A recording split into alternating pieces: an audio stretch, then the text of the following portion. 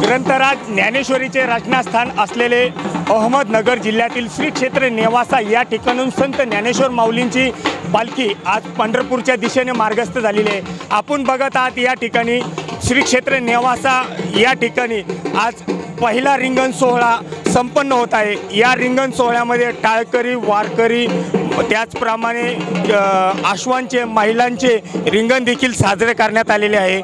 सकाळी 9 वाजता नेवासा येथील ज्ञानेश्वर महाराज मंदिरातील पैस खांबाचे समोर पादुकांचे पूजन करण्यात आले। त्यानंतर सदरच्या पादुका हे संपूर्ण नेवासा शहरात भाविकांचे व नेवासकरांच्या वतीने उत्स्फूर्त स्वागत करण्यात आले। सदरची दिंडी ही नेवासा शहरातील बस स्थानकामध्ये दाखल झाल्यानंतर पहिला रिंगण सोहळा या दिंडीचा नेवासा शहरामध्ये सादरीकरण करण्यात येत आहे।